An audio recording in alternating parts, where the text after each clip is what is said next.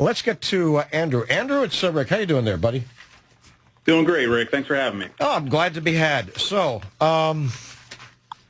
there have been a lot of changes since COVID regarding retirement plans and retirement planning, and things got a little bit confusing. It's always good to have guys like you, especially, working with those of us who do TurboTax, especially, and those of us who have accountants, so that everybody's chatting with each other and then making better decisions on everybody's behalf.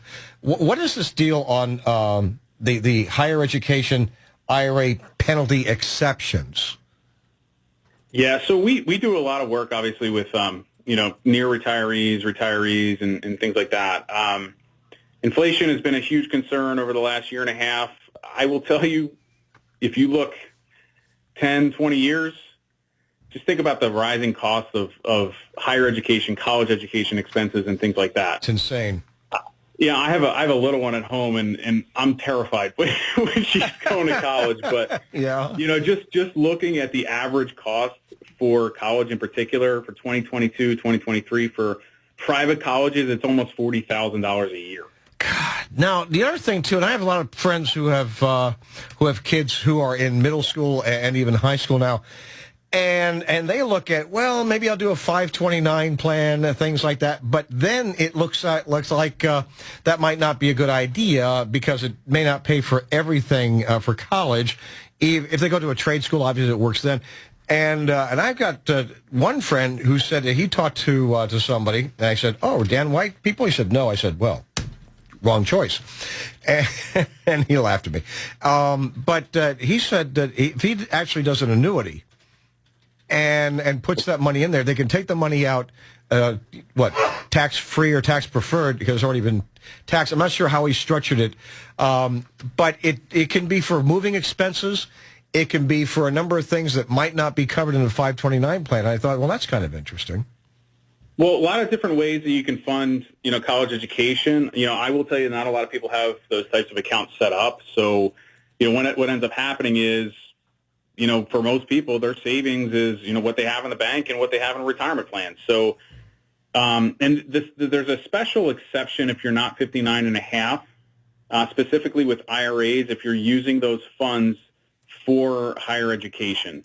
It does not apply to workplace retirement plans like your 401k or 403b, but it does apply specifically to IRAs only. Mm-hmm. All right. So, as long as you're using those funds for higher education costs, you can avoid that early 10% distribution penalty.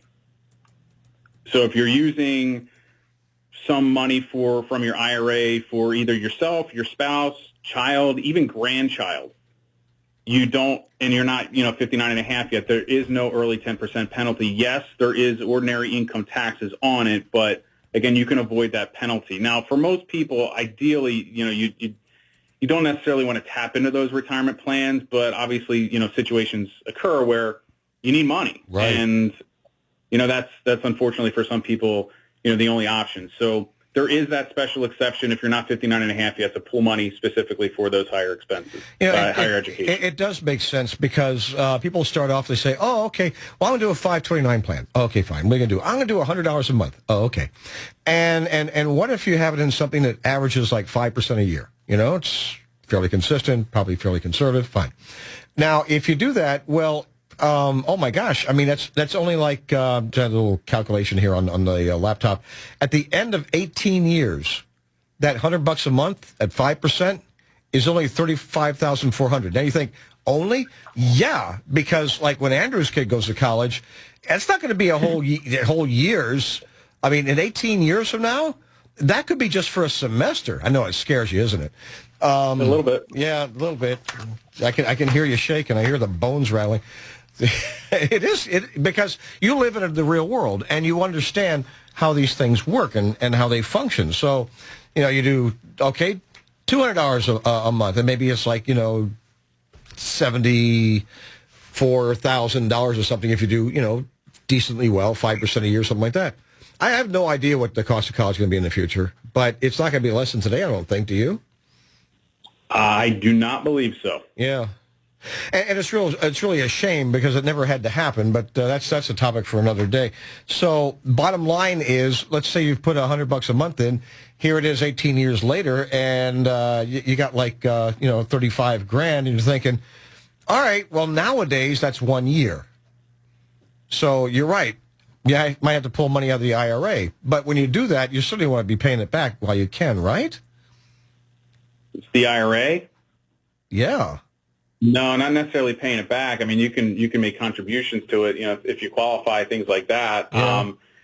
So again, I mean, it's a challenge, and unfortunately, a lot of people do need to tap into it, so it ends up, depleting or taken away from their future. So it's a challenge, but again, that's for some people, that's the only thing that they have the ability to do. Now, I will just point out a couple things, because how there are limits on all distribution limits and things like that that sometimes apply to certain accounts for specific reasons. Specifically here, you can take whatever you need for those education expenses. There is no limit to it per year, but the distributions have to be taken in the same calendar year that the bill is paid. So again, I mean, you're trying to avoid a penalty. It has to be done, that same year. It can get fairly complicated, but to avoid these types of penalties, you need to make sure that you're doing what's best, and you're following the rules. Oh yeah. Speaking of following the rules, I found something that worked well for me. I was actually able to make some money at a restaurant. Now, you don't make much money being a short order cook or bussing tables, which I did, and then waiting. I was a server. For some reason, everybody wants to tip the girls more so than the guys. So that's when it's just, seemed to work that way. Bartending, which is why I got a fake ID at the age of 20. So I could bartend. And I didn't get busted, didn't go to jail, didn't close down the restaurant. So that was good. That worked out. But, that's always an option. Kid can start working. And I'm not recommending a fake ID and bartending at age of 20. No, I did get caught on my birthday by the owner of the restaurant. He didn't fire me, by the way. He just made me clean out the grease pit every week. So that was my penance. But you're right about following the rules. Forget what I said about the fake ID and bartending. Bartending good at 21, but yeah. I mean, I don't know what else people do right now except to go into huge debt, and you carry this debt load and hope that politicians will forgive it. Well, you hope that you hope that politicians will forgive it and let everybody else in the country pay for it. That's not a good plan either. What? So yeah. I have a question for you. Seriously, for all my friends listening who are especially in their 30s, people I know who have kids, 30s and 40s, they have the kids and they're not quite getting there for college, but will soon. What do you recommend for that? Do the best you can at saving. Yeah. Make sure the college education is worth it, for what they want to do. And obviously, kids don't really know what they want to do, but you want to at least have a pretty good idea. And again, you got to make sure that college education is worth it. But that's just my opinion.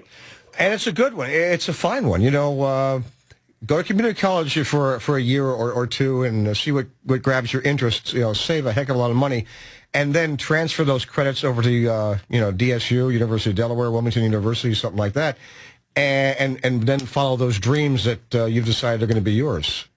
Because otherwise you're spending a good $70,000 right now for the first 2 years drinking and just trying to figure out, what do I want to do? I don't know what I want to do. Well, it's true. It's true. You laugh at me, but it's true. Yeah. Unfortunately, I think that is part of the college education these days. It's, having fun and trying to make sure you show up. Yeah, right? Yeah, make sure you show up. All right, and I tell you, Andrew Wood shows up every single day, and he's very, very, very good at what he does and helps, hundreds and hundreds of people at Daniel A. White and Associates, Dan and White and Associates. You can Google that or just give him a call at 888-690-8820. You're over there in the Middletown office too, right? Most of the time, yes. Yeah, very good. All right, anything else? Yeah, we got a show coming up. There's some news, obviously, some headlines regarding Social Security, so that's obviously being brought up again. Dan's program on Sunday morning is what the Social Security Board of Trustees had to say in their annual reporting, when it comes to Social Security, what's going to happen, some proposals, things like that. I've heard pushing back full retirement age even further, taxing higher limits. I've also seen something about like a $200 potential for $200 a month increase for people that are already receiving benefits. And really? There's a lot of stuff that Dan's going to cover. But again, the goal there is to hopefully alleviate some of the concerns that people have, and know that there are things that are being done to address the Social Security solvency issue. Wow. Yeah, So 200 Sunday morning, 7 a.m. $200 a month. That got my attention. Yeah, 7 a.m. here on 1150 a.m. 101.7 FM WDEL. Andrew, always good talking with you. You're a smart guy. You're a regular guy. I love talking with you because you have a good sense of humor, but you really know your stuff. Thank you very, very much. Thanks, Rick. Go Phils. Go Phils. Yeah.